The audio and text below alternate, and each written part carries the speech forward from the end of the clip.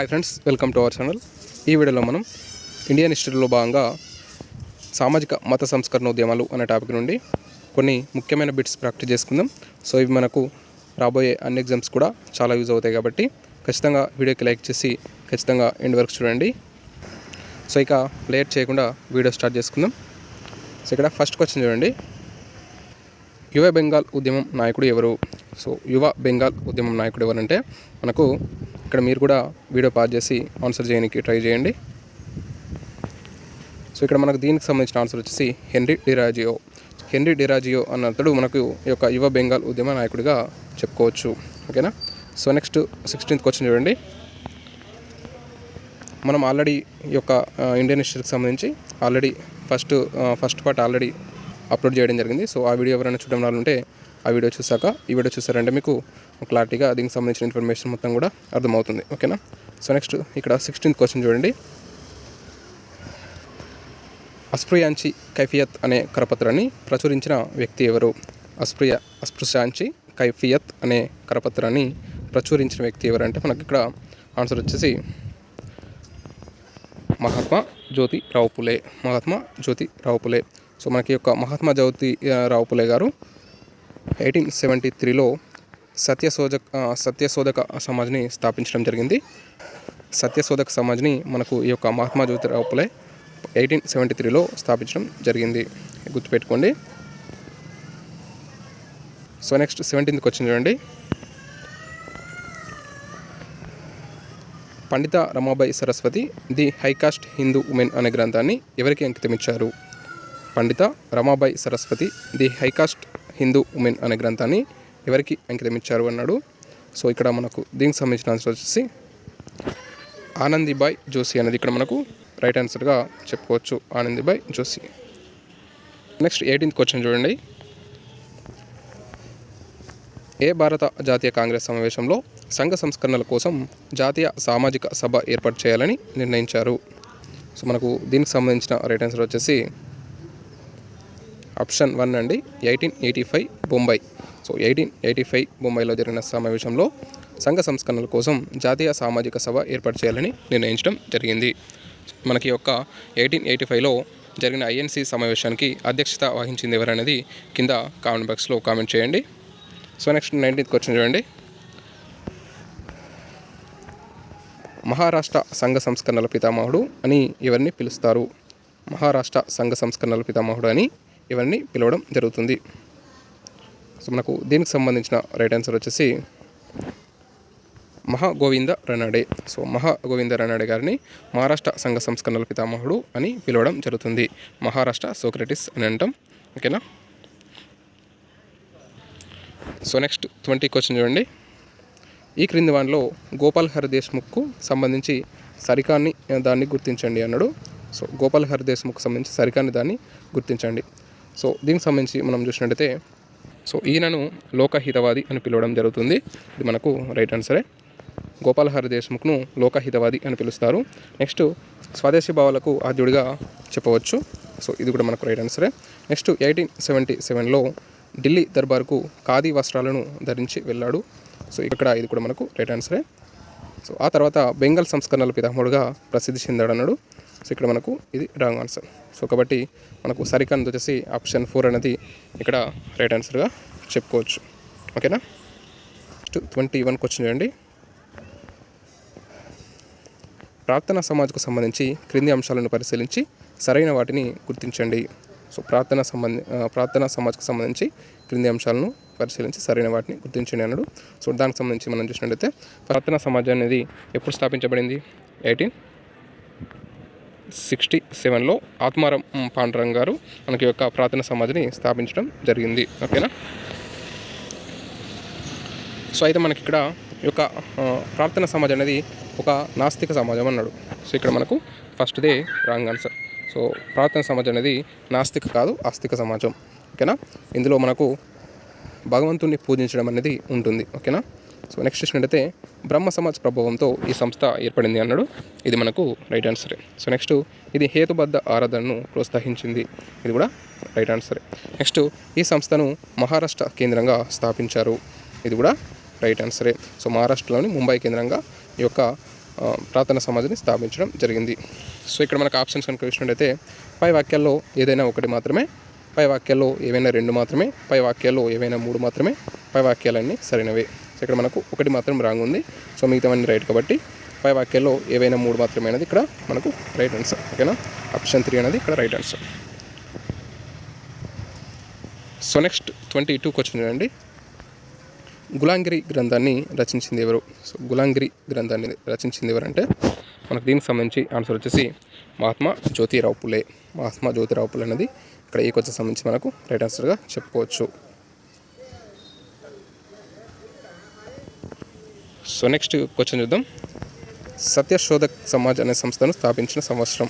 So Satyashodhak Samaj అనే సంస్థను స్థాపించిన సంవత్సరం ఏదంటే మనకు ఆల్రెడీ మీకు ఫస్ట్ క్వశ్చన్లోనే చెప్పిన సో 1873 అనేది ఇక్కడ మనకు రైట్ ఆన్సర్గా చెప్పుకోవచ్చు. 1873.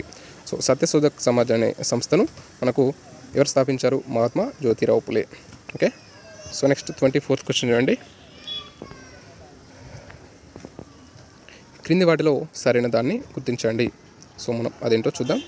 భారత్లో మొదటి బాలికల పాఠశాలను 1848లో స్థాపించారు. సో ఇది మనకు రైట్ ఆన్సరే. భారత్లో మొదటి బాలికల పాఠశాలను 1848లో మహాత్మా జ్యోతిరావు పులే గారి భార్య సావిత్రిబాయి పులే గారు మనకి యొక్క భారత్లో మొదటి బాలికల పాఠశాలను పూణేలో ప్రారంభించడం జరిగింది. ఓకేనా. సో నెక్స్ట్ భారత్లో మొదటి మహిళా కళాశాలను 1849లో స్థాపించారు అన్నాడు. ఇది కూడా మనకు రైట్ ఆన్సరే. మొదటి మహిళా కళాశాలను 1849లో స్థాపించడం జరిగింది. సో నెక్స్ట్ చూసినట్టయితే భారత్లో మొదటి మహిళా విశ్వవిద్యాలయాన్ని 1916లో స్థాపించారు అన్నాడు. ఇది కూడా మనకు రైట్ ఆన్సరే. భారత్లో మొదటి మహిళా విశ్వవిద్యాలయాన్ని డికే కార్వే గారు మనకు పూణేలో స్థాపించడం జరిగింది. ఎప్పుడు? 1916లో. ఓకేనా. సో ఇక్కడ మనకు రైట్ ఆన్సర్ వచ్చేసి పైవన్నీ సరైనవే. ఆప్షన్ 4 అనేది ఇక్కడ రైట్ ఆన్సర్. ఓకేనా. సో నెక్స్ట్ 25th క్వశ్చన్ చూసినట్టయితే అనిబిసెంట్ దత్తకుమారుడిగా పేరొందిన ప్రముఖుడు ఎవరు? అనిబిసెంట్ దత్తకుమారుడిగా పేరొందిన ప్రముఖుడు ఎవరంటే జిడ్డు కృష్ణమూర్తి గారు. జిడ్డు కృష్ణమూర్తి. ఓకేనా. సో నెక్స్ట్ 26th క్వశ్చన్ చూసినట్టయితే దయానంద సరస్వతి నిర్వహించిన శుద్ధి ఉద్యమం లక్ష్యం ఏమిటి? సో దయానంద సరస్వతి నిర్వహించిన శుద్ధి ఉద్యమం లక్ష్యం ఏమిటి అంటే మనకి ఇక్కడ చూసినట్టయితే ఫస్ట్ దయానంద సరస్వతి ఎవరు? దయానంద సరస్వతి ఎవరంటే మనకు ఆర్య సమాజ్ స్థాపకుడు దయానంద సరస్వతి. సో ఆర్య సమాజ్ ఎప్పుడు స్థాపించబడింది? 1875లో. ఓకేనా, ఇది గుర్తుపెట్టుకోండి. సో ఇక్కడ మనకు ఆప్షన్ 1 కనుక మనం చూసినట్టయితే హిందూ మతాన్ని ప్రోత్సహించడం అన్నాడు. ఇక్కడ మనకు దయానంద సరస్వతి నిర్వహించిన శుద్ధి ఉద్యమం లక్ష్యం ఏంటంటే మనకు హిందూ మతాన్ని ప్రోత్సహించడం అన్నాడు. ఇది మనకు రాంగ్ ఆన్సర్.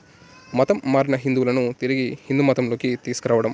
సో ఇది మనకు రైట్ ఆన్సర్. సో మతం మారిన హిందువులను తిరిగి హిందూ మతంలోకి తీసుకురావడం అనేది ఈ యొక్క శుద్ధి ఉద్యమం యొక్క లక్ష్యంగా చెప్పుకోవచ్చు. ఓకేనా. సో ఇక్కడ మనకు ఆప్షన్ 2 అనేది right answer. Okay. So next 27th question చూద్దాం. సో నెక్స్ట్ 27th క్వశ్చన్ మనం చూసినట్టయితే అంబేద్కర్ నడిపిన ఉద్యమాల్లో దేన్ని దండియాత్రతో పోలుస్తారు? అంబేద్కర్ నడిపిన ఉద్యమాల్లో దేనిని దండియాత్రతో పోలుస్తారు అన్నాడు. సో మనం దీనికి సంబంధించిన ఆప్షన్స్ కనుక చూసినట్టయితే ఇక్కడ ఆన్సర్ కనుక మనం చూసినట్టయితే మహత్ పట్టణం చాద్వర్ చెరువు లేదా నీటి ఉద్యమం అనేది ఇక్కడ మనకు రైట్ ఆన్సర్గా చెప్పుకోవచ్చు.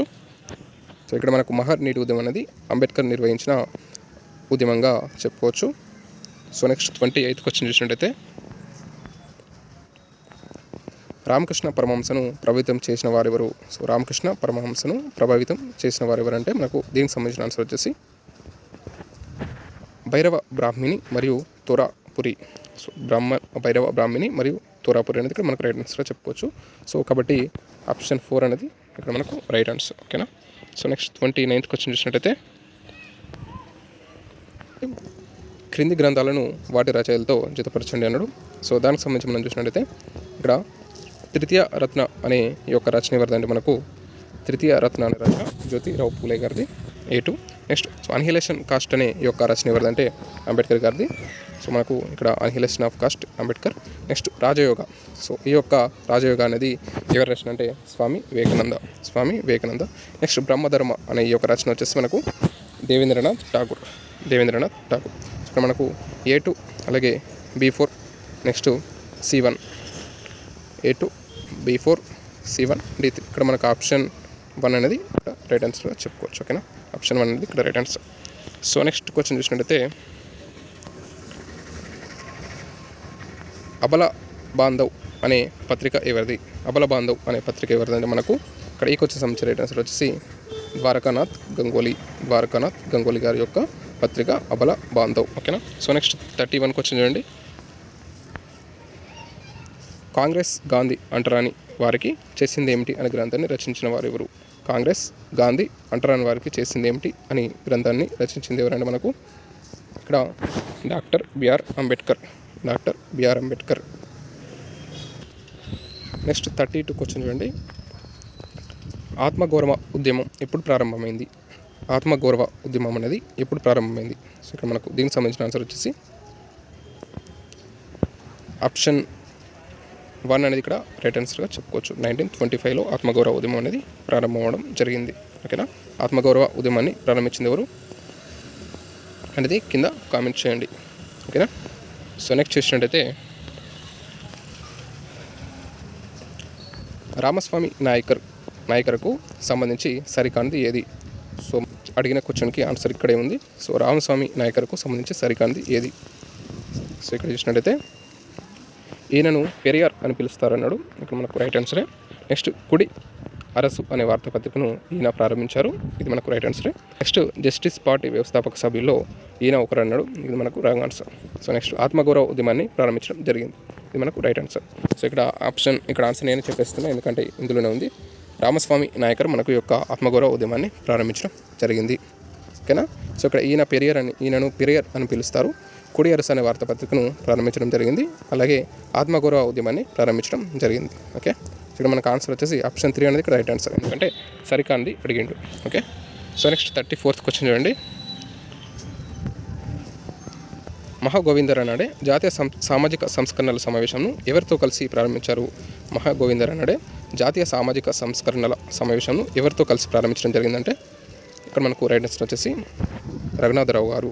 సో మహాగోవిందరానాడే రఘునాథరావుతో కలిసి జాతీయ సామాజిక సంస్కరణల సమావేశంను ప్రారంభించడం జరిగింది. ఓకే. సో మనకు ఇది ఈరోజు సంబంధించిన కొన్ని ముఖ్యమైన ఇండియన్ హిస్టరీకి సంబంధించి ప్రశ్నలు. సో నెక్స్ట్ వీడియోలో మరిన్ని ఇంపార్టెంట్ బిట్స్తో ఖచ్చితంగా వీడియో చేసుకుందాం.